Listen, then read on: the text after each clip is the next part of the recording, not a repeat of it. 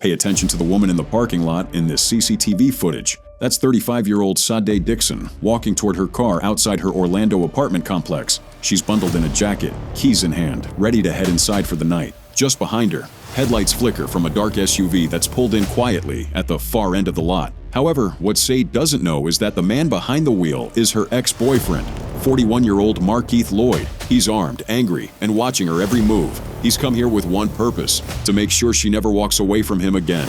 Moments later, the SUV door opens. Lloyd steps out, raising his gun. Sade turns, startled, frozen in place. Several flashes light up the camera. Then she collapses beside her car. This was the last time anyone would see Sade Dixon alive. But was it the last gruesome crime that Markeith committed? January 17, 2017. Through the grainy green glow of thermal imaging, Orlando police spotted their target. 9 days of searching, hundreds of officers. One of the most intensive manhunts in the city's history was about to end.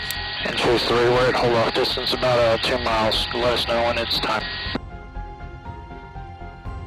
But this wasn't just any fugitive. Markeith Lloyd was wanted for 2 murders that had shaken Orlando to its core. What started with a domestic tragedy had spiraled into something far worse, something that would claim the life of a police officer and send an entire community into lockdown. The first victim was Sade Dixon, Lloyd's pregnant ex-girlfriend. December 13, 2016. She'd been gunned down outside her brother's home. 2 lives stolen in an instant, hers and their unborn child. For weeks, police searched for Lloyd, but he'd vanished into Orlando's shadows. Then came January 9th, 2017, a Walmart parking lot on Princeton Street. Orlando Police Lieutenant Deborah Clayton, a 17-year veteran, spotted Lloyd and approached. What happened next would devastate the entire law enforcement community. Lloyd is accused of killing his pregnant girlfriend, Sade Dixon, in 2016, and then Orlando Police Lieutenant Deborah Clayton. He faces the death penalty. Clayton never made it home that night. Lloyd opened fire, killing the lieutenant in the line of duty. The manhunt exploded.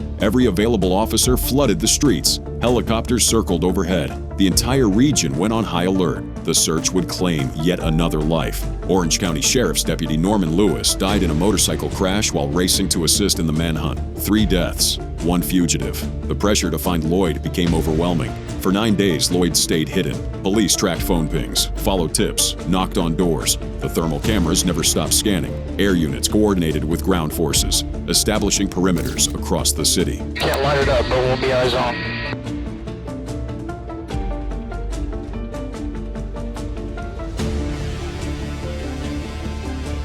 January 17th brought the break they needed. Intelligence pointed to an abandoned house in the Carver Shores neighborhood. Officers moved in quietly, surrounding the property. The helicopter's thermal camera locked onto the structure.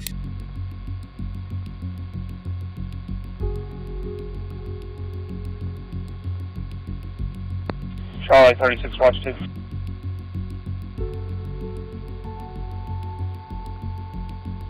Radio chatter crackled with urgency as units tightened the net. Every exit covered, every escape route blocked. Lloyd was armed, they knew that much. 2 handguns, one equipped with a high-capacity drum magazine. He'd already killed twice. No one was taking chances. When you get set, pull up a map, now you're listening, and just be prepared to set a wide perimeter with all UPD if we need it. Depends on if they call for it or not, they'll let us know. Then the air unit spotted movement, the moment every officer had been waiting for. One crawling out the front door, guys.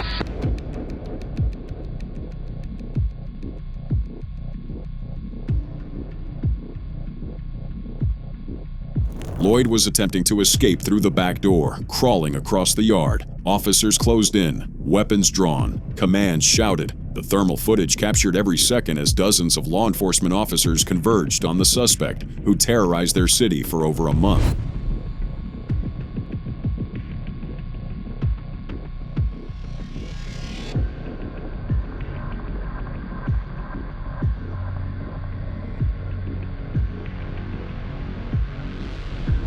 The confrontation was swift and violent. Lloyd resisted. Officers subdued him. When the dust settled, Lloyd lay on the ground between 2 vehicles, surrounded by the very people who'd hunted him relentlessly.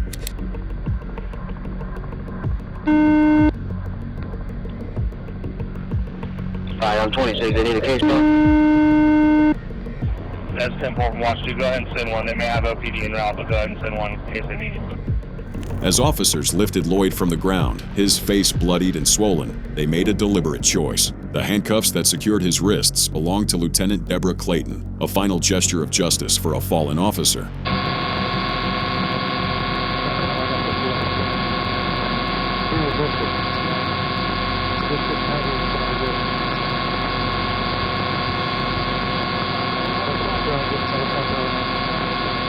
But Lloyd's ordeal was far from over, as cameras captured him being escorted to police headquarters, visibly injured and wearing a white protective suit. His reaction stunned everyone watching. What are you doing? Where have you been hiding? You can hear him there complaining that police beat him up during the arrest. You can see his face there was bloodied, and it's bandaged at some point during all of this. The accusation hung in the air. Police brutality from a man who'd allegedly murdered 3 people, including a pregnant woman and a police officer. The injuries were real, the blood visible, but so were the crimes. For Sade Dixon's family, the capture brought no comfort, only questions that demanded answers. She deserved justice. She really does deserve justice, and I'm glad he's caught. I'm glad now I can ask him why. Why would you want to do this to our family and try to kill both of my babies? The evidence recovered at the scene painted a picture of a man prepared for war. 2 handguns, tactical gear, a suspect who'd been hiding in plain sight, armed and dangerous, ready to kill again if cornered. Phone, and they were able to zero in on his location through pings. The police chief says when Lloyd walked out of the house, he was wearing tactical gear, and these were the guns in his hands, which he then dropped to the ground. As Lloyd sat in the back of a police cruiser, bandaged and bleeding, he faced a stark reality. 2 counts of first-degree murder, capital charges, the death penalty looming. His 9-day run had ended exactly where everyone knew it would, in handcuffs and custody. But what would happen next in that interrogation room would create yet another explosive controversy, one that would follow this case all the way to trial and beyond.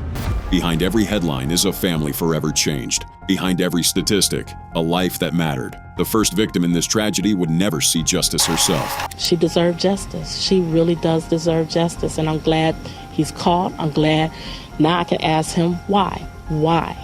Why would you want to do this to our family and try to kill both of my babies? Sade Dixon was 24 years old, someone's daughter, someone's sister, and she was pregnant, carrying an unborn child that would never take its first breath. December 13th, 2016, outside her brother's home in Orlando, both lives ended in gunfire. She'd been in a relationship with Markeith Lloyd, but like so many domestic situations that turned deadly, things had fallen apart. The pregnancy complicated everything. What should have been a time of new beginnings became something darker.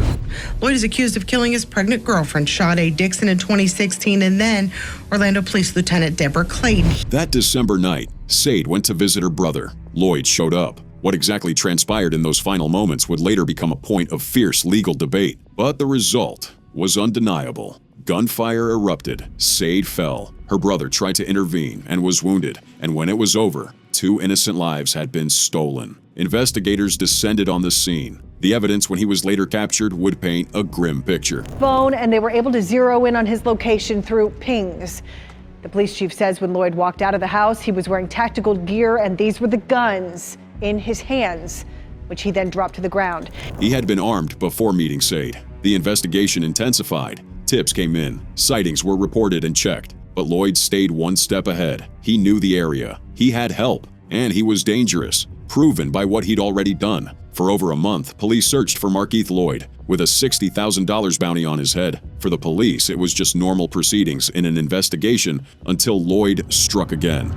January 9th, 2017, was supposed to be an ordinary shift. Lieutenant Deborah Clayton, a 17-year veteran of the Orlando Police Department, was doing what she'd done hundreds of times before, keeping watch over her community. But that morning, outside a Walmart on Princeton Street, she spotted a face that changed everything. Markeith Lloyd, wanted for murder, armed, dangerous. Clayton didn't hesitate. She approached. It was her duty, her responsibility. And in that split second, she became the line between a killer and the community she'd sworn to protect. What Lieutenant Clayton couldn't have known was that Lloyd had already decided he wouldn't be taken alive. Not peacefully, not without a fight. The gunfire erupted before backup could arrive. Lieutenant Deborah Clayton fell in that parking lot, giving her life in the line of duty. The radio call that followed sent shockwaves through every precinct, every station, every officer in Central Florida. One of their own was down. The response was immediate and overwhelming. Every available unit flooded the area. Helicopters launched. SWAT teams mobilized. The manhunt for Markeith Lloyd transformed from a standard fugitive pursuit into something far more personal. Now, it wasn't just about justice for Sadie Dixon and her unborn child. Now it was about a fallen officer, a sister in blue, a hero who'd made the ultimate sacrifice. The reward for his whereabouts increased. The pressure to find Lloyd became unbearable. Every day he remained free was another day of fear for the community, another day of anguish for the families left behind. The thermal cameras never stopped scanning. The helicopters never stopped circling. And Chase 3, we're at hold off distance about 2 miles. Let us know when it's time.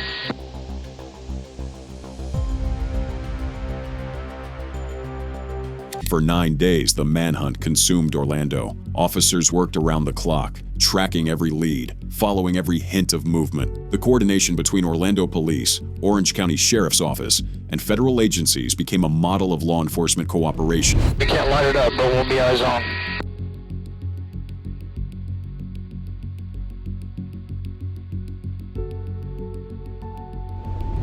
And finally, on January 17th, Lloyd was captured. But if you think that was the end to this story, then you clearly haven't met Markeith Lloyd.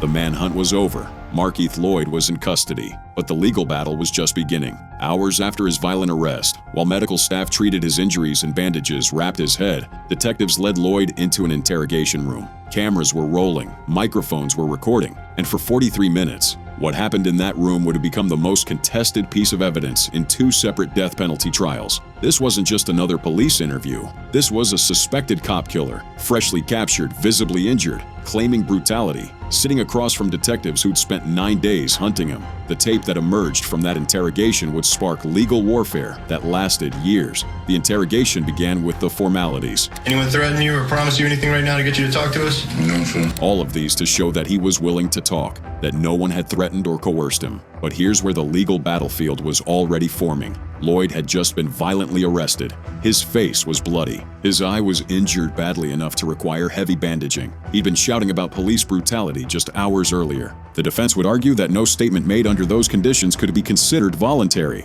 The prosecution would counter that proper procedures were followed, that Lloyd was coherent, that he understood his rights and chose to waive them, that what he said in that room was admissible, relevant, and devastating to any claim of innocence. What Lloyd said about Sadie Dixon would have become the centerpiece of the first trial. Yeah, she pulled a gun on me. I know she pulled a gun on me. I got the tape. And is that why you did what you had to do? Yeah. Self-defense. The classic claim. Sadie Dixon, pregnant with his pulled a gun on him. He had video evidence. He had no choice. The shooting was justified. Detectives pushed back. They used the tactics refined through decades of interrogations, building rapport, creating psychological pressure, appealing to conscience while searching for inconsistencies. This is no disrespect. Hear my words and hear them clearly. Okay? You did what you did. If you have to defend yourself, that's what it was. But you man up now and clarify for me.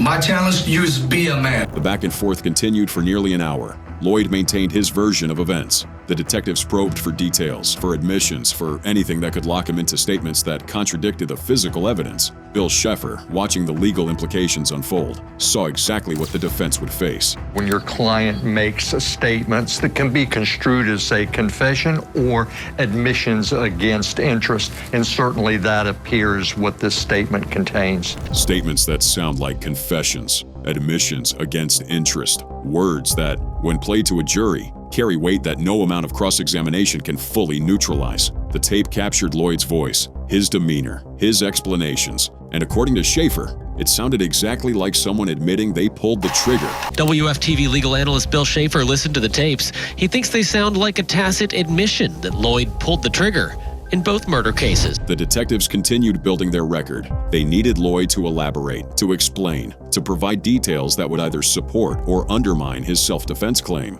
We need to know if you felt threatened, if you did what you had to do. Tell us what happened. Yeah, she pulled a gun on me. Lloyd doubled down on his story. Sade pulled a gun. He had video proof. The tape existed. His actions were justified. Did she threaten you? Yeah, she pulled a gun on me. I know she pulled a gun on me. I got the tape. And is that why you did what you had to do? Yeah. But here's the legal reality. Claiming self-defense while being interrogated for murder is a high-risk strategy. It puts the defendant on record with a specific narrative. If that narrative doesn't match the physical evidence, if it contradicts witness testimony, if forensics tell a different story, then the recorded interrogation becomes the prosecution's most powerful weapon. The importance of getting these interrogations on tape had been demonstrated in other high-profile cases. When law enforcement fails to record crucial interviews, defense attorneys pounce. They argue the statements were fabricated. They claim coercion. They create reasonable doubt about what was actually said. Hafer watched another high-profile trial closely, the federal prosecution of Pulse shooter Omar Mateen's wife, Noor Salman.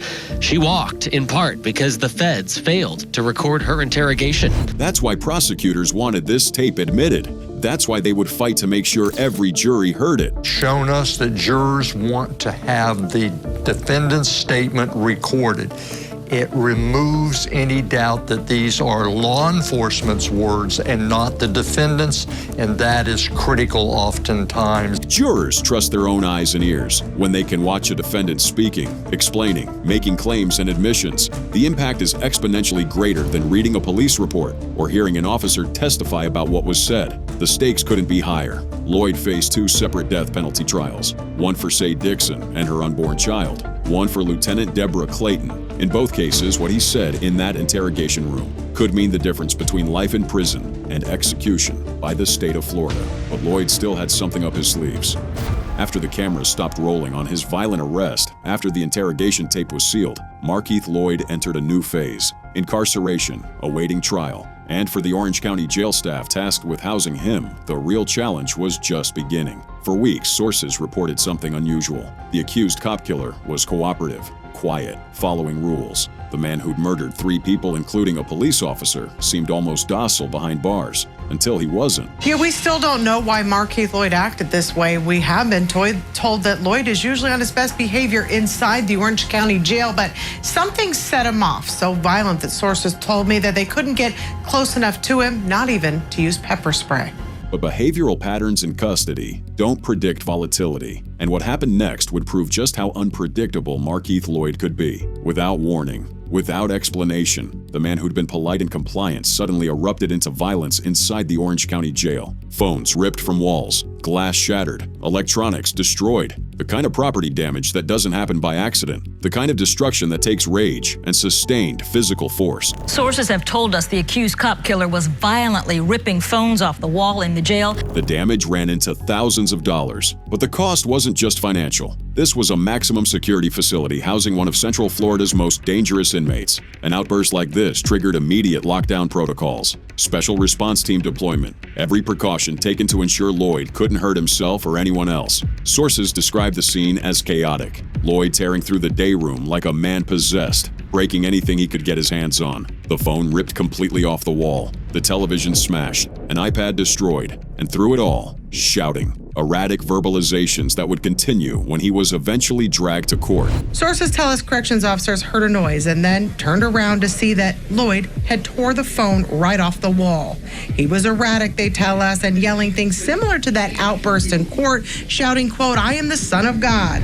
The religious rhetoric wasn't new. Lloyd had shown signs of grandiose thinking before, but this was different. This was sustained, violent, and completely unpredictable. The trigger remained a mystery. Nothing in his immediate circumstances had changed. No new legal developments, no communications from family, just sudden, explosive rage. Correctional officers responded according to protocol. Lock down the area, secure the inmate, prevent further damage. But Lloyd wasn't cooperating. The special response team, trained for exactly these situations, had to physically force him back to his cell. We're told a member of the special response team was able to get Lloyd to return to his cell, finally, without incident. The incident reports documenting what happened remain sealed. Lloyd's attorney offered no explanation, and when Lloyd appeared in court shortly after, his behavior suggested the outburst hadn't been an isolated incident. He was supposed to stand when the judge entered the courtroom. Basic procedure, basic respect for the judicial process. Everyone stands. Defense attorneys, prosecutors, defendants. It's not negotiable. Markeith Lloyd refused. You know why I don't stand up? The word said, God is my only judge. God is the only judge. I don't stand. You're not my judge. You referee or whatever you say, you're not the judge. God was his only judge. The court was just a referee. His words dripped with contempt, and his posture, seated while everyone else stood, sent a message loud and clear. He didn't recognize the authority of the judge. He didn't respect the process, and he wasn't going to pretend otherwise. He was accused of killing his pregnant girlfriend, Sade Dixon, in 2016, and then Orlando Police Lieutenant Deborah Clayton. He faces the death penalty. The stakes couldn't have been higher. 2 capital murder trials, the death penalty on the table, and Lloyd's behavior was making it abundantly clear that managing him through these proceedings would be anything but routine. Security measures in the courtroom reflected the risk. Multiple bailiffs, armed officers, tactical positioning, the kind of visible presence usually reserved for the most dangerous defendants, because that's exactly what Markeith Lloyd was. His capture was the beginning. There was still one thing remaining: justice. The capture was just the beginning. Now came the harder part: justice. Markeith Lloyd sat in custody facing a mountain of charges that carried the ultimate penalty. 2 counts of first-degree murder for Sade Dixon and Lieutenant Deborah Clayton, the death of their unborn child, and charges connected to Deputy Norman Lewis, killed during the manhunt that Lloyd had triggered. Numerous felony charges, including 2 counts of murder for the deaths of Officer Clayton and of his ex, Sade Dixon. He also faces charges in the death of Orlando Sheriff's Deputy Norman Lewis. He died, as you may recall, in a crash while assisting during the manhunt. The stakes couldn't be higher. Florida's death penalty, 2 separate capital trials, 2 juries, 2 chances for the families to hear the word they'd been waiting for. Guilty, 5 years. That's how long it took for justice to arrive for Sade Dixon's and Lieutenant Deborah Clayton's family. January 2025, the day finally came. It is a decision Lieutenant Deborah Clayton's family and friends and the Orlando community have been waiting for since her murder in 2017. The courtroom wasn't just packed with family. Row after row of officers filled the seats, all there for one of their own. The sea of uniforms told you everything you needed to know about who Lieutenant Clayton was to this community. A sea of green and black law enforcement uniforms among the crowd there. Many of them worked alongside Lieutenant Clayton. Outside, near the courthouse memorial wall where Clayton's name was engraved, her family prepared for what they'd waited half a decade to hear. They wore pink, all of them. It wasn't random. She loved pink nails. She always would wear the pink nails. She loved pink. And I love her, I miss her, and I'm so glad. Judge Letitia J. Marquez entered the courtroom that morning knowing the weight of what she was about to do. The proceeding had been long, exhausting for everyone involved. Before she even started, she addressed the tension in the room. Emotional one for everyone, and while I understand that, she wasn't taking chances. The judge made it clear from the start that any disruptions would be dealt with swiftly. Security had permission to remove anyone who stepped out of line. To remove anyone who begins disrupting the proceedings. Court had a score sheet totaling 537. Markeith Lloyd sat at the defense table, watching a monitor as Judge Marquez began reading through the charges. One by one, the sentences stacked up. Life in prison for count 2, mandatory minimum. Life in prison for count 4, with the first 10 years mandatory, each charge consecutive to the next. Through all of it, Lloyd's expression remained unreadable. He sat there passive, listening as years turned into lifetimes. The judge continued, methodically detailing time served, sentencing calculations, procedural technicalities, nearly 2,000 days credit, but it wouldn't matter. Time served for the record that is calculated as of January 18, 2017. Time served on all counts in this case. All mandatory fines and court costs are imposed and reduced to judgment, including the $100 court-appointed attorney. Is there any restitution saying? We're asking there is no restitution in the state seeking none. Then came the moment everyone was waiting for. Count 1, the murder of Lieutenant Deborah Clayton. What Judge Marquez said next would seal Markeith Lloyd's fate. As to count one, Mr. Lloyd, having previously adjudicated you of murder of Lieutenant Deborah Clayton, I hereby sentence you to death for the treason. The gallery of law enforcement officers and family members sat in silence, absorbing the finality of those words. For them, this wasn't just a legal proceeding. It was the end of a nightmare that started in a Walmart parking lot in 2017. Counsel will be appointed to represent you for purposes of the automatic appeal to the court seeking for.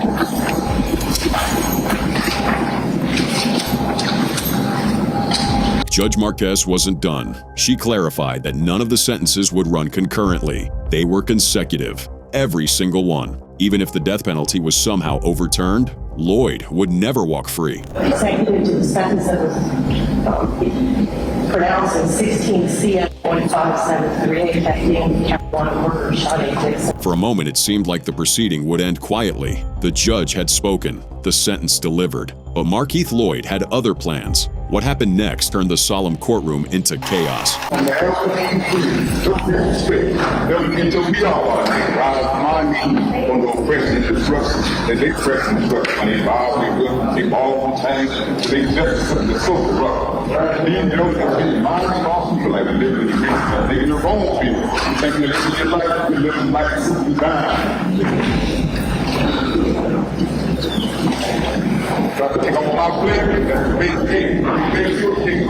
Outside the courthouse, Clayton's family finally spoke. Her cousin Quincy Moore could barely contain the emotion. Been served. Thank you, Lord. The justice has been served today. The weight of 5 years, the grief, the anger, all of it came pouring out as Moore tried to put into words what this moment meant. He just took someone so much away from me that it hurts. But I'm happy. Thank you, Jesus. Thank you, Lord. But when asked about Lloyd's courtroom outburst, Clayton's sister Ashley Thomas wasn't buying it. She saw right through it. I was my sister in that courtroom, and I blocked him out because that's just all a show. Orange County Sheriff John Mina stood with the family representing the hundreds of officers who'd worked this case. His message to Markeith Lloyd was clear and harsh. Time for Markeith Lloyd to suffer for 23 hours a day in a cell, not knowing when that death sentence is. But Mina didn't want the focus to stay on the killer. He shifted to what really mattered, who Lieutenant Deborah Clayton was to the community she served. Lieutenant Deborah Clayton was a mentor to the children in this community. Her whole law enforcement career was dedicated to building trust within the community, building those bridges, and we hope she's resting in peace now. The sentencing brought closure, but not an ending. Lloyd's legal team filed appeals almost immediately. The death penalty in Florida rarely happens quickly. Inmates spend years, sometimes decades, on death row while appeals wind through the courts. For Markeith Lloyd, those years will be spent in a 6x9 cell, isolated 23 hours a day. No more courtroom outbursts, no more cameras, just concrete walls, and the knowledge that one day, the state of Florida will carry out the sentence Judge Letitia J. Marquez handed down in that packed courtroom. The gavel came down. Justice was served. Say Dixon and Deborah Clayton can finally rest in peace.